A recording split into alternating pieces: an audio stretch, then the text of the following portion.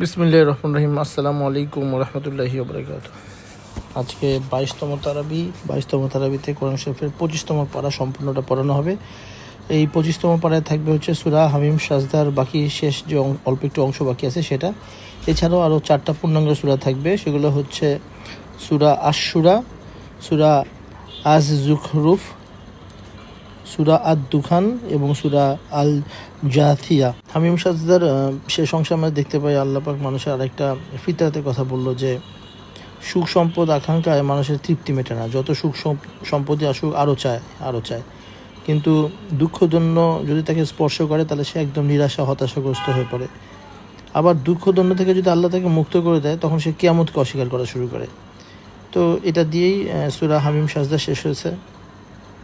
Next সূরা সেটা হচ্ছে সূরা আশ-শুরা। এটাও একটা মাক্কি সূরা এবং আশ-শুরা শব্দটার অর্থ হচ্ছে পরামর্শ। মানুষ নিজেদের মধ্যে বিভিন্ন বিবাদ বা ঝগড়াঝাটি, সহনশীলতার সমস্যা, এগুলা পারস্পরিক পরামর্শের মাধ্যমে নিষ্পত্তি করতে পারে, এরকম মেসেজ এই সূরাতে আছে বলেই সূরাটার নাম হচ্ছে সূরা আশ-শুরা। সূরাটির 10 থেকে 19তম আয়াতের মধ্যে আমরা দেখতে পারি যে আল্লাহ পাক এক জায়গায় বলতেছে যে আপনি তাদের খেয়াল খুশি মতো চলবেন না, মানে আল্লাহ পাক আল্লাহ রাসূলকে বলতেছে যে কাফিরদের খেয়াল খুশি মতো আপনি চলবেন না। বলুন, আল্লাহ যে কিতাব এনেছে আমি তাতে ঈমান এনেছি এবং আমি আদিষ্ট হয়েছি তোমাদের মধ্যে ন্যায় বিচার করতে। এই যে আপনি আপনার খেয়াল খুশি মতো চলবেন না বা আপনি কাফেরদের খেয়াল খুশি মতো চলবেন না, আল্লাহ রাসূলকে আল্লাহ পাক কোরআন শরীফে আগেও আমরা দেখেছি অনেক তেলাওয়াতে যে এরকম খেয়াল খুশি মতো আল্লাহ রাসূলকে না চলে আল্লাহর রাস্তায় আল্লাহ যেভাবে বলেছে ওভাবে চলার কথা আল্লাহ বলেছেন। আল্লাহ আরও বলেছেন যে আল্লাহ সত্যের সাথে নাজিল করেছেন এই কিতাব ও মিজান। তো এখানে কিতাব বলতে আসলে কোরআন শরীফ সহ আরও যত আসমানি কিতাব আছে আল্লাহ সেগুলো সব সত্যতার সাথে নাজিল করেছেন বলেছে এবং ও মিজানের কথাটা বলেছে। মিজান মানে শব্দটা হচ্ছে দাড়িপাল্লা। তো এখানে কেন দাড়িপাল্লার কথা বললেন? কারণ আল্লাহ একটু আগেই বলেছেন যে আল্লাহ রাসূল আদিষ্ট হয়েছে ন্যায় বিচার করতে। তাই ন্যায় বিচার কীভাবে করবেন? এই মিজান দিয়ে করবে, এইটা বোঝানো হয়েছে আর কি। অর্থাৎ এখানে মিজান বলতে আল্লাহ শরীয়ত, আল্লাহর বিধানকে বোঝানো হয়েছে, যেটার বেসিসে আল্লাহ রাসূল ন্যায় বিচার করবেন। তারপরে আল্লাহ পাক বলেছেন যে আল্লাহ তার বান্দাদের প্রতি অত্যন্ত কোমল। সূরাটার 20 থেকে 29তম আয়াতের মধ্যে যদি আমরা যাই আমরা দেখতে পাবো যে আল্লাহ পাকের কাছে যদি কেউ পরকালের জন্য কোনো ফসল কামনা করে, মানে পরকালের আউটপুট যদি চায়, সেটা আল্লাহ তার কল্যাণের জন্য অনেক বাড়িয়ে দেয়। সেটা যে কল্যাণ, সেটা যে আউটকামটা, সেটা অনেক বাড়িয়ে দেয়। আর দুনিয়াতে যে আউটকাম কামনা করে বা ফসল কামনা করে, আল্লাহ তাকে দুনিয়াতেও কিছু অংশ দান করেন। তো এখানে আবার এই যে বলা হয়েছে যে অতএব আপনি দিনের দাওয়াত দিতে থাকুন এবং প্রদত্ত নির্দেশের প্রতি অবিচল থাকুন, খেয়াল খুশির অনুসরণ করবেন না। আল্লাহ রাসূলকে আরবার বলতেছে যে আপনি দিনের দাওয়াত দেন কিন্তু খেয়াল খুশির অনুসরণ করবেন না, মানে ওনার যে প্রেসক্রাইব, আল্লাহর যে প্রেসক্রাইব দেবে সেটাতেই দিতে হবে। আল্লাহ রাসূলকে আরও বলতেছে আপনি বলুন আমার দাওয়াতের বিনিময়ে তোমাদের কাছে আত্মীয়তার সম্পর্ক ব্যতি রেখে অন্য কিছু প্রত্যাশা করি না। এখানে আত্মীয়তার সম্পর্ক ব্যতি রেখে কী হবে, এটা এক একজন তাফসীর কারোকে এক একভাবে বর্ণনা করেছেন। অনেকে বলছে যে যেভাবে আল্লাহ রাসূল দাওয়াত দিচ্ছে কিন্তু আত্মীয়তার সম্পর্কটা ছাড়া আর কিচ্ছু যাচ্ছে না, মানে কুরাইশদের সাথে তো তার একটা সম্পর্ক ছিল, আত্মীয়তার সম্পর্ক ছিল, তো কুরাইশরা যাতে আত্মীয়তার সম্পর্কটা বজায় রাখে। আবার অনেকে বলেছে যে আত্মীয়তার সম্পর্ক বলতে এটা বোঝানো হয়নি, বোঝানো হয়েছে যে মুসলমানরা কাফিরদের সাথে সহ অবস্থান করতে যেতে পারে, একসাথে থাকতে পারে, সেটার কথা বুঝেছেন। তো যাই হোক, এক একজন এক এক রকম অপিনিয়ন দিয়েছেন এটা নিয়ে। আমরা যদি সূরাটা 30 থেকে 33তম আয়াতের দিকে যাই, মুমিনদের একটা বৈশিষ্ট্য বলা হয়েছে যে তাদের যদি উৎপীড়িত হয় তাহলে তারা সমান পরিমাণ প্রতিশোধ গ্রহণ করে, আর উৎপীড়িত হওয়ার পরে যদি সমান প্রতিশোধ, মানে সমান আকারে প্রতিশোধ গ্রহণ করে, এরকম করলে আল্লাহর তাদের বিরুদ্ধে কোনো অভিযোগ নেই। সূরাটির 44 থেকে 53তম আয়াতের মধ্যে আমরা দেখি যে যখন কিয়ামতের ময়দানে জালেমরা থাকবে তারা আল্লাহর কাছে বারবার বলবে যে আমাদের কি একটু ফিরে যাওয়ার উপায় আছে কোনো, আমাদের কি একটু ফিরে যেতে দেওয়া যাবে, তাদেরকে জাহান্নামের সামনে অপমানে অবনত অবস্থায় দেখা যাবে, এটা আল্লাহ বলেছেন। এরপর আল্লাহ ইম্পর্টেন্ট একটা লাইন বলেছেন, আমাদের এটা বোঝা উচিত। আল্লাহ বলছেন আল্লাহ পাক যাকে ইচ্ছা কন্যা সন্তান দান করেন, যাকে ইচ্ছা পুত্র সন্তান দান করেন, যাকে ইচ্ছা পুত্র ও কন্যা উভয় সন্তান দান করেন, যাকে ইচ্ছা বন্ধা করেন। তো এটা আসলে বোঝানো যাচ্ছে যে এটা পুরোপুরি আল্লাহর এখতিয়ার, আল্লাহ কাকে কীরকম সন্তান দান করবে। সন্তান পুরুষ হোক, কন্যা সন্তান হোক, ছেলে সন্তান হোক, যেটাই হোক না হোক, সব অবস্থাতে আল্লাহর উপরে রাজি থাকতে হবে, আল্লাহর উপরে, আল্লাহর ডিসিশনে আমাদেরকে খুশি থাকতে হবে।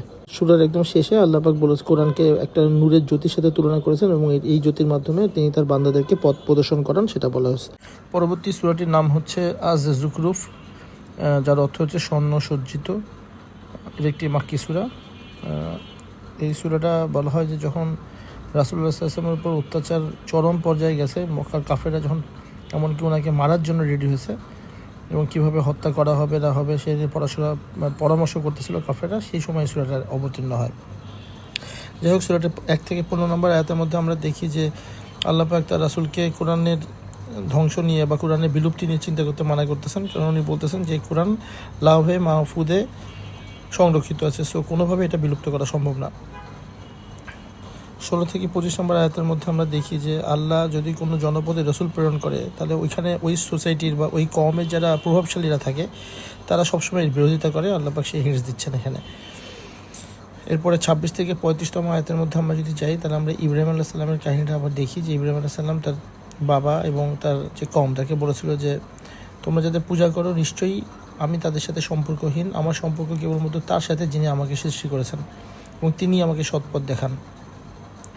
এবং ইব্রাহিম আলাইহিস সালামের এই ঘোষণাটাকে পরবর্তীদের জন্য স্থায়ী বাণীরূপে যে আল্লাহ পাক রেখে গেছেন যেন মানুষজন আল্লাহর পথে ফিরে আসে, সেটা আল্লাহ বলেছেন যে এই ঘোষণাটাকে আমি স্থায়ী রেখে গেলাম।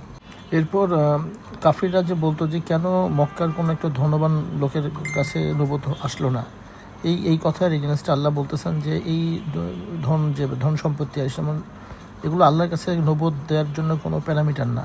আল্লাহ পাক কোনো এই ধন সম্পত্তির এগেনস্টে কিন্তু কাউকে কোনো কিছু নবুয়ত দান করবেন না, কারণ আল্লাহ ইচ্ছা করলে যে কোনো বাসার সিঁড়ি ছাদ এগুলো এ পর্যন্ত উনি স্বর্ণ দিয়ে মুড়ে দিতে পারেন, দরজা জানলা এগুলোও স্বর্ণ রৌপ্য দিয়ে তৈরি করে দিতে পারেন।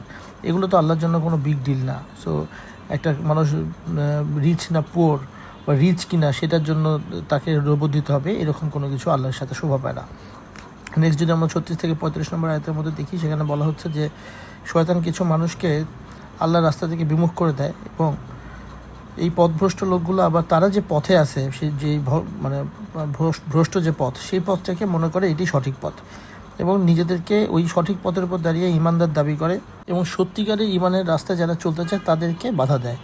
আমাদেরকে এই জিনিসটা বুঝতে হবে, আমরা নিজেরা যদি সবসময় নিজেদেরকে সঠিক মনে করি, আমাদেরকে বারবার চেক করতে হবে যে আমরা ঠিক করতেছি কিনা। আমরা অন্য মানুষকে অ্যাডভাইস দেওয়ার আগে আমাদের চেক করতে হবে যে সে সঠিক না আমি আসলে সঠিক, আমি কি শয়তানের ধোঁকা পড়ে গেছি, আমি যে পথটাকে সঠিক পথ মনে করতেছি এটা কি আসলে সঠিক পথ, নাকি যে লোকটা যেই পথ লোককে আমি কারেক্ট করতে গেছি তার পথটা সঠিক। খুব সাবধান হতে হবে আমাদেরকে। এখানে একটা আয়াত আছে যেটা বলতেছে যে অতঃপর আমি যদি আপনাকে দুনিয়া থেকে উঠিয়ে নিয়ে যাই তবু তাদের উপর প্রতিশোধ নেবই। এটার এক্সপ্লেনেশন আমি যেটা তাফসিরে দেখলাম সেটা হচ্ছে যে সব নবী তার কওমের উপর কোনো না কোনো আযাব দেখে গেছে, কিন্তু আল্লাহ রাসূল মুহাম্মদুর রাসূলুল্লাহ সাল্লাল্লাহু আলাইহি ওয়াসাল্লাম ওনার কওমের উপরে কিন্তু কোনো আযাব আল্লাহ পাক দেন নাই, ওনার জীবিত থাকাকালীন অবস্থায় এমন কোনো আযাবে পতিত করেন নাই। সো এটা আল্লাহ বলতেছে যে যদি ওনাকে আল্লাহ দুনিয়া থেকে নিয়ে যাওয়ার পরেও এই আযাবটা পেন্ডিং থেকে গেছে, এই আল্লাহ আযাবটা দেবে। এরপরে 46 থেকে 56 আয়াতের মধ্যে ছোটো করে মুসা আলাইহিস সালামের কাহিনীটা আরেকবার মুসা আলাইহিস সালামের কাহিনী আরেকবার বর্ণনা করা হচ্ছে খুব ছোটো করে, এবং ফেরাউনের কথা যে সে যে ভাবতো মিশরের রাজ্য তো তার এবং নীল তার নির্দেশে প্রবাহিত হয়, এই ধরনের কথাবার্তা, এবং সে কি মুসার থেকে শ্রেষ্ঠ নয়, কারণ মুসা হচ্ছে নিচু জাতের এবং স্পষ্টভাবে কথা বলতে পারে না, এভাবে সে তার কমকে কনভিন্স করতো। এই ছোটো করে এই কাহিনীটা আসছে এবং পরবর্তীতে আল্লাহ তো তাকে ডুবিয়ে মেরেছে সেটা আবার বলা হয়েছে, এবং ওই কথার একবার রিপিট করা হয়েছে যে অতীত ইতিহাসের দৃষ্টান্ত স্বরূপ তাদেরকে রাখা হয়েছে, যেটা ফেরাউনের মমি আমরা সবাই জানি যে কায়রোতে এখনও ওটা আছে। 57 থেকে 67 নম্বর আয়াতের মধ্যে ঈসা আলাইহিস সালাম যে যখন পৃথিবীতে আসবে আরেকবার আসবেন উনি, এবং এটা হচ্ছে কিয়ামতের আরেকটা নিদর্শন হবে সেটা বলা হয়েছে। 68 থেকে 89 আয়াতের মধ্যে আমরা যারা জান্নাতের বাসিন্দা হবে তাদের থালা বাটি হবে স্বর্ণের, থালা বাসনপত্র পানপাত্র এগুলো সব স্বর্ণের হবে এবং তারা যা চাইবে তা পাবে, তাদের নয়ন তৃপ্ত হবে, এই সব কিছু বলা হয়েছে। অপরদিকে জাহান্নামীরা এত আযাব কষ্ট সহ্য না করতে পেরে তারা জাহান্নামের যে প্রহরী থাকবে মালেক, এই মালেককে বলবে যে মালেক তোমাদের রবকে বলো আমাদেরকে একদম নিঃশেষ করে দিতে, এই আযাব আমরা সহ্য করতে পারতেছি না। তা আযাব এমন হবে যে তারা নিজেদের ধ্বংস নিজেরাই চাইবে।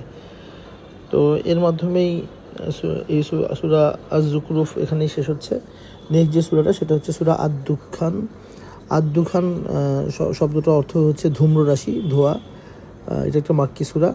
সূরাটির প্রথমেই বলা হচ্ছে যে আল্লাহ পাক কোরআনকে নাজিল করেছে এক বরকতময় রাতে, যেটা লাইলাতুল কদর আর কি, এবং এখানে বলা হচ্ছে যে কিয়ামতের দিনে আকাশে প্রচুর পরিমাণে ধোঁয়া তৈরি হবে, ধূম্ররাশি তৈরি হবে এবং তা মানুষের দৃষ্টিশক্তিকে আচ্ছন্ন করে ফেলবে এবং তারা কিছু দেখতে পাবে না। তো এই যে ধূম্ররাশির কথা বলা হয়েছে, এখান থেকে সূরাটার নাম ধূম্ররাশি আসছে। এরপর খুব ছোট করে মুসা আলাইহিস সালামের কথা আসছে, যে মুসা আলাইহিস সালাম তার বনি ইসরায়েলকে নিয়ে ফেরাউনের কম থেকে বেরো যেতে চেয়েছিল। তখন ফেরাউন প্রবলেম তৈরি করলে শেষ পর্যন্ত এই ফেরাউনরা নিমজ্জিত হয়ে মারা যায়, সেটা আসছে। এবং পরবর্তীতে বনি ইসরায়েল মুসা আলাইহিস সালামের কমকে আল্লাহ পাক সহায় সম্পদ, উদ্যান, ঝর্ণা, শস্যক্ষেত, প্রাসাদ এগুলোর মালিক করে দিয়েছিল। এরপরে সূরাটা 30 থেকে 42তম আয়াতের মধ্যে আমরা দেখি যে আল্লাহ পাক মানুষকে বলতেছে যে মানুষ চিরকাল অকৃতজ্ঞ, সব নিয়ামত পরিপূর্ণ করে দেওয়ার পরও বনি ইসরায়েলরা বিশ্বস্ততা বজায় রাখেনি। তো এটা বলা হচ্ছে।